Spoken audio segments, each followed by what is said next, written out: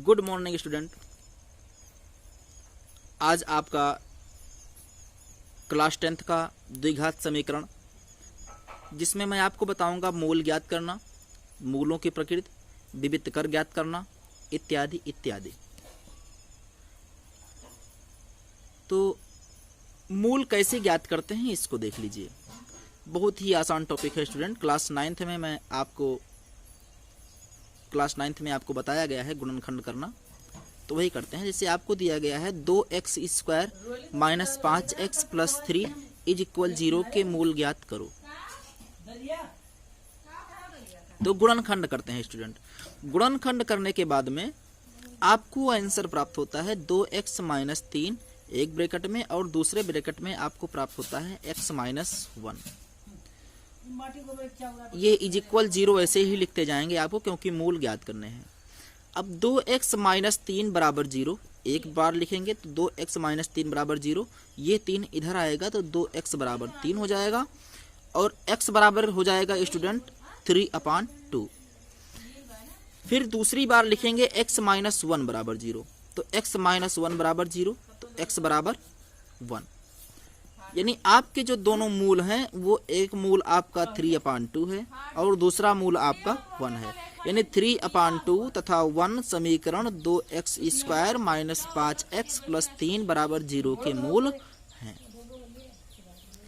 Student, आपको अगर किसी भी प्रकार का मूल ज्ञात करना हो, कैसा भी मूल ज्ञात करना हो, तो आप ऐसे ही ज्ञात करेंगे। गुणनखंड करने के बाद में जैसे यहाँ पे मैंने किया, आपको करके दिखाया, वैसे ही आपको करके आप मूल ज्ञात करना है।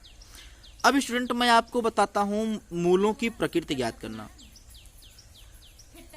मूलों की प्रकृति कैसे ज्ञात करते हैं, वही सवाल है। 2x² - 5x + 3 के मूलों की प्रकृति बताओ।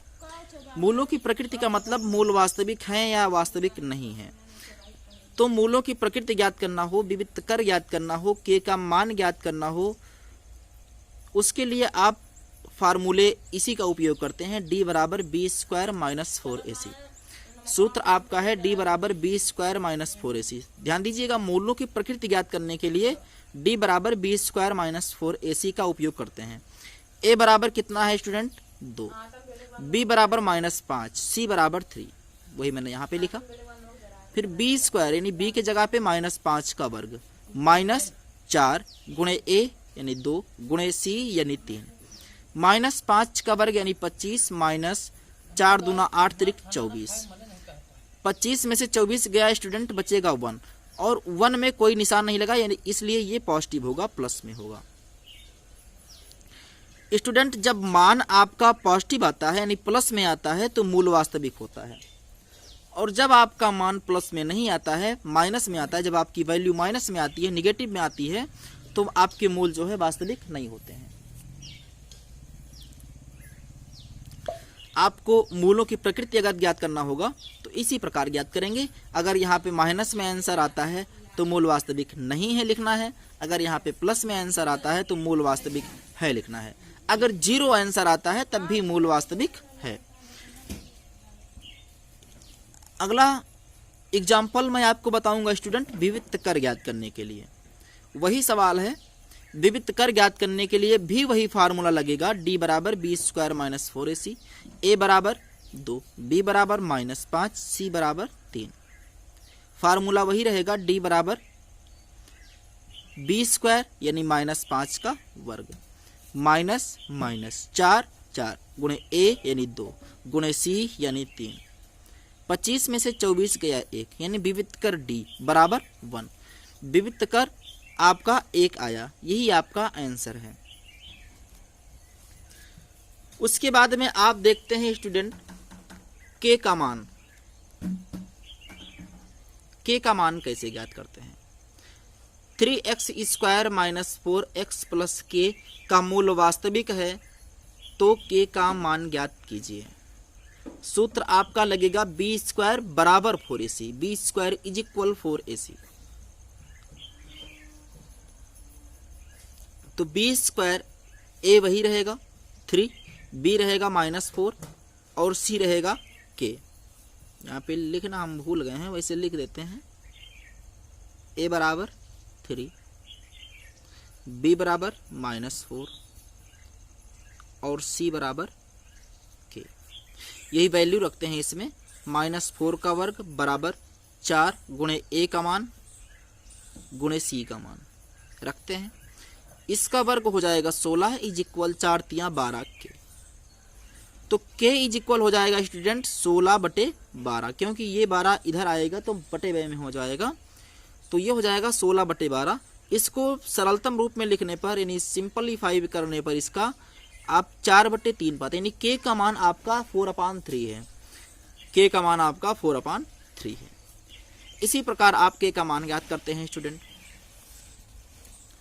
अब आपके सवाल में अगले एग्जाम्पल में बताता हूँ, द्विघात समीकरण बताओ जिसके मूल आपके दिए हैं। यानी मूल ज्ञात नहीं करना, इसमें आपको मूल दिए गए हैं और द्विघात समीकरण बताना है। पिछले सवाल में आपका द्विघात समीकरण दिया था, मूल बताना था। इसमें मूल दिए गए हैं, द्विघात समीकरण आपको बताना है। देखिए स्टूडेंट, मूल आपके पहला मूल दिया गया है 3 और दूसरा मूल आपको दिया गया है 5/2। फार्मूला आपका है x² minus alpha plus beta into x plus alpha into beta is equal 0। इसी फार्मूले पर आपको अगर मूल से समीकरण बनाना हो, मूलों से यदि समीकरण आपको बनाना हो तो इसी फार्मूले का उपयोग करते हैं। देखिए अल्फा आपको दिया गया है 3 और बीटा आपको दिया गया है 5/2। तो x² माइनस अल्फा यानी 3 plus 5/2 into x plus alpha 3 गुणे बीटा यानी 5/2 इज इक्वल 0। x² माइनस इसे आप सॉल्व करेंगे तो 3 दूना 6 5 11x/2 प्लस 3 5 15/2। इसमें एलसीएम लेंगे स्टूडेंट, मतलब चाहे कह सकते हैं इस 2 से इस प्रकार गुणा करते हैं। तो 2x² माइनस 11x प्लस 15 और इस 2 से इसमें गुणा करेंगे तो बराबर 0। यही स्टूडेंट आपका द्विघात समीकरण है। इसी फार्मूले पे रख के आप द्विघात समीकरण बड़े आसानी से प्राप्त कर सकते हैं। स्टूडेंट अगले एग्जाम्पल में मैं आपको बताता हूं मूलों का योगफल और गुणनफल ज्ञात करना। 3x² plus 6x plus 7 is equal 0 के मूलों का योगफल और गुणनफल ज्ञात करो। फार्मूला है आपका स्टूडेंट मूलों का योगफल यानी अल्फा प्लस बीटा बराबर -b/a। मूलों का गुणनफल यानी alpha into beta is equal c/a। ए आपका दिया गया है 3, बी आपका दिया गया है 6 और सी आपका दिया गया है 7। अल्फा प्लस बीटा बराबर -b/a होता है यानी -6/3 -6/3 क्योंकि b आपका 6 है और a आपका 3 है। -b यानी -6/a यानी बटा 3, 3 दूना 6 यानी अल्फा प्लस बीटा बराबर -2। यही आपका आंसर आया। उसके बाद में अल्फा इंटू बीटा बराबर c/a यानी अल्फा इंटू बीटा बराबर c/a। सी आपका दिया गया है 7 और a आपका दिया गया है 3 यानी अल्फा इंटू बीटा बराबर c/a। आशा करता हूं कि मेरा ये वीडियो आपके समझ में आया होगा। अगले वीडियो में मैं फिर मिलूंगा आपसे। अगर आपने अभी तक मेरे इस चैनल को सब्सक्राइब नहीं किया है तो सब्सक्राइब कर लीजिए, जिससे मेरा हर वीडियो जो अपलोड किया जाए सबसे पहले आप तक पहुंच सके और आप अपने पठन पाठ्यक्रम का अध्ययन सुचारू रूप से घर पर ही कर सकें। कल फिर मिलेंगे इसी वीडियो में आपके लिए। तब तक के लिए नमस्कार।